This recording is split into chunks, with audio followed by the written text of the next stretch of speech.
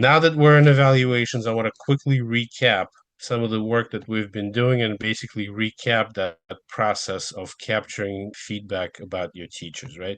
The idea is that at a bare minimum, you have two requirements, and here in the footer of your admin portal, you can see what the requirements are from OSBE. But that's basically to have two classroom observations and one summative, and that's excellent. But of course, the bulk of the work happens between these important events. So, as a principal, you can start on the formal side. As a coach or as a mentor, you would likely fill out kind of make more of informal notes. But regardless, everything is interconnected together. So I will start on the formal side. I'll start a new form. Right off the bat, I will show you that the system it defaults to a teacher rubric, but also includes rubrics for almost all certified staff. So the idea is that if, for example, you're evaluating a nurse, then the system will update and display the domains and components and the rest of the structure pertaining to that particular rubric.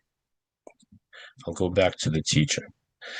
So the type of evaluation of feedback that it is. It could be classroom, it could be summative. Obviously, it's an important designation because, especially if it's a summative, it'll ask you for additional field required to populate the year-end CLDS report.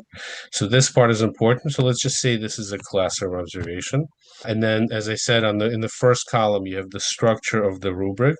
You can click on any one component and immediately pull up its definitions and critical attributes. You have this user experience, your teachers have the same UX, so that language of the Danielson framework really becomes the common language around which we streamline the feedback and subsequently the professional learning as well. Using the language of the rubric, this is where you would select your performance level. But even in the way of shaping that, right, this may be all the way at the end. But in the process of doing it, you are free to identify specific behaviors, right? So the system will show you detailed critical attributes as clickable options so you can justify these different observations. You can leave your feedback as in a verbal form as well. You can attach anything that supports your observation. You can share it with each teacher, a particular observation, or you can just keep it there for record keeping. The system will keep track of it all. Furthermore, if you have made observations in the past, this all of them will be kept under this little bell sign. So whether or not it was you, whether or not it was other stakeholders, as long as an observation was organized and tagged to a particular component, the system will keep track of all these bits and pieces in order to keep you informed.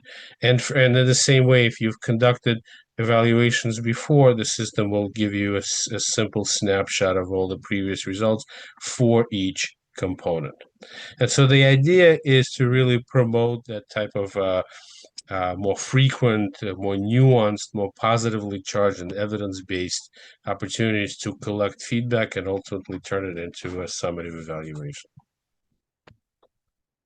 I'll quickly show you, just to illustrate the point, that if it is a summative, then the system will display additional fields that are required from the administrative side and also confirm the student achievement score, which is part of the CLDS export at the end of the year.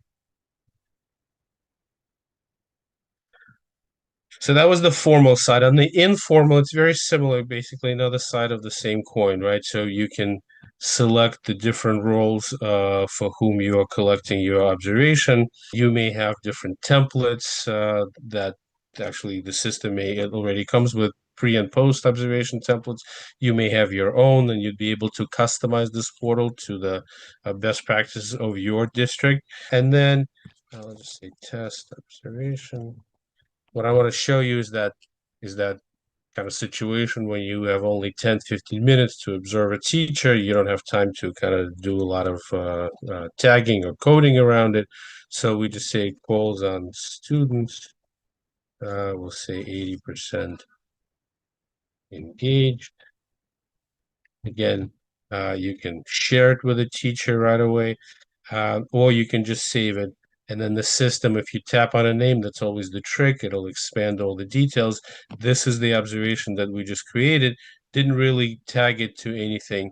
So later in the evening, we can come back to it and say, okay, well, this certain portion of my observation, and now we're able to tag it to a particular component or more than one if we needed to.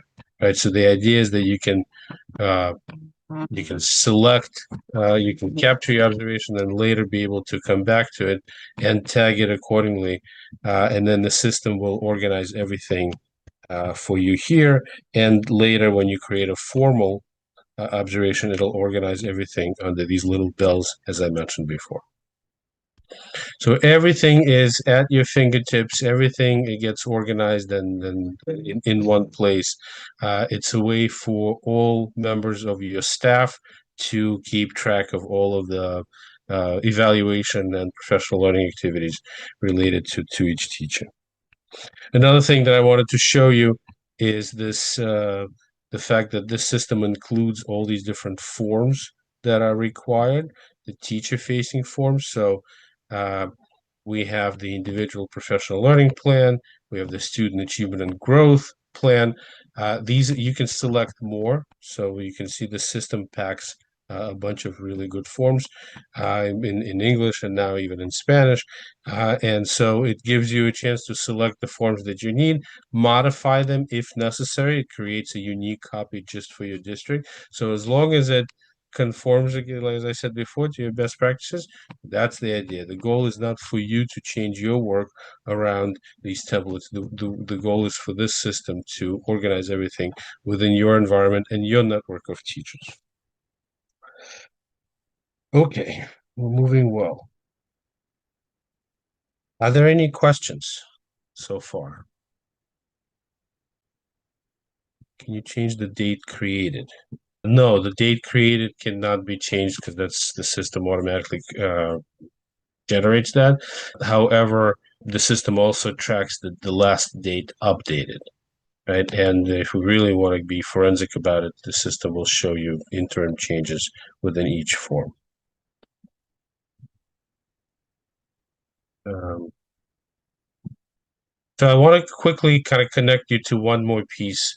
As far as the requirements from the state, we've kind of covered it all, right? You can create classroom observations and summative feedback all from this evaluation form. You can support your teachers with the IPLP and the student achievement growth forms.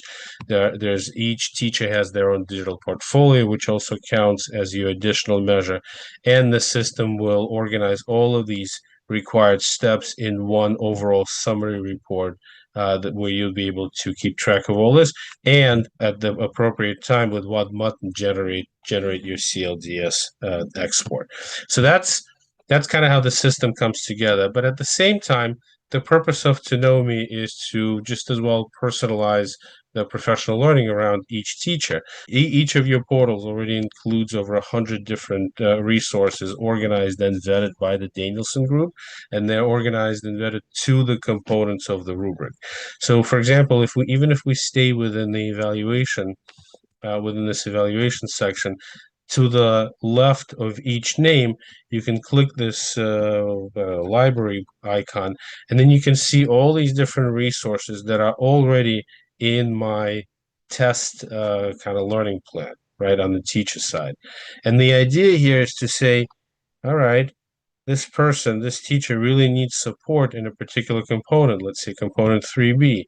And so now you're able to view only the resources that are aligned to component 3B, select them, select one or more, and then quickly add it for your teacher. And then, of course, over time, be able to track the teacher's progress with that resource. So I really wanted to make sure that I mentioned not only the observational power of the platform, but also the follow-up with regards to personalized professional learning.